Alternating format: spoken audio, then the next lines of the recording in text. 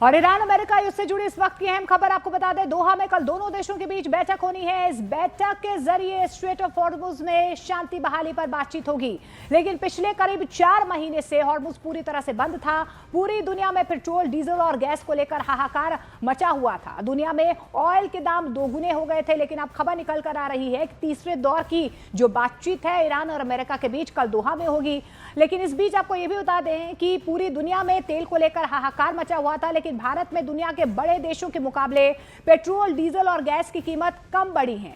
भारत ने तेल संकट को अच्छे से हैंडल किया। अब आपको डिटेल्स में भी बता देते हैं कि इस वैश्विक संकट से भारत कैसे निपटा है। आपको बता दें कि 28 फरवरी 2026 को अमेरिका, इजरायल ने ईरान पर हमला किया। इसके बाद से हॉर्मुज स्ट्रेट पूरी तरह से बंद हो गया। हॉर्मुज से दुनिया के लगभग 20% तेल की सप्लाई होती है। भारत में 90% कच्चा तेल और 60% एलपीजी आयात होता है।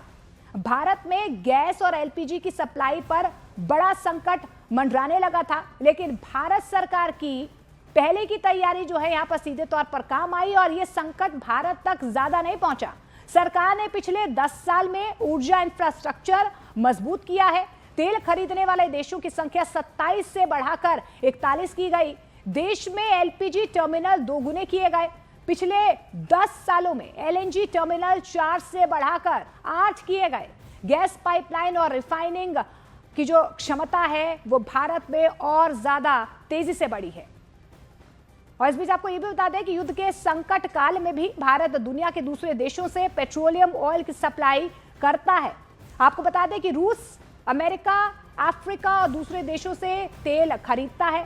सिर्फ खाड़ी देशों पर निर्भरता कम की गई है। भारत की तरफ से नए समुद्री रास्तों का भी इस्तेमाल किया गया है। सरकार ने पिछले 10 सालों में जो पेट्रोलियम ऑयल का रिजर्व बनाया था, युद्ध के वक्त इसका इस्तेमाल किया गया है। यानी कि आप देखिए कि किस तरीके से भारत ने ब्रिलियंटली इसे हैंडल किया है। युद्ध के वक्त रणनीतिक तेल भंडार का सहारा लिया गया और ऐसे में देखिए भारत के पास करीब 5.33 मिलियन टन रिजर्व तेल है। लगभग 3 हफ्ते का तेल भंडार देश के पास हमेशा उपलब्ध रहा है। किसी भी राज्य में पेट्रोल, डीजल की कोई भी कमी नहीं हुई है। यह भारत की बहुत बड़ी उपलब्धि है। जब दुनिया भर की सरकारों ने जनता पर बढ़े हुए दाम का बोझ डाला तो भारत सरकार ने खुद आर्थिक बोझ उठाने का फैसला किया। सरकार ने 1.7 लाख करोड़ की एक्साइज ड्यूटी छोड़ दी। एलपीजी पर 30,000 करोड़ का मुआवजा मंजूर किया। तेल कंपनियों ने हजारों करोड़ रुपए का नुकसान सहा। उपभोक्ताओं पर पूरा बोझ नहीं डाला गया।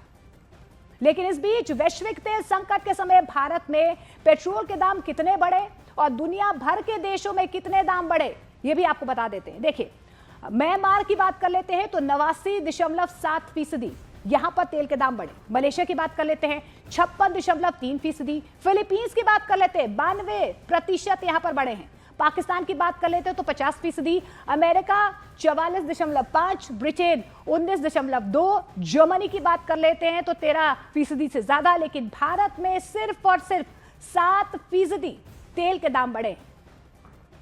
अब बात डीजल की कर लेते हैं।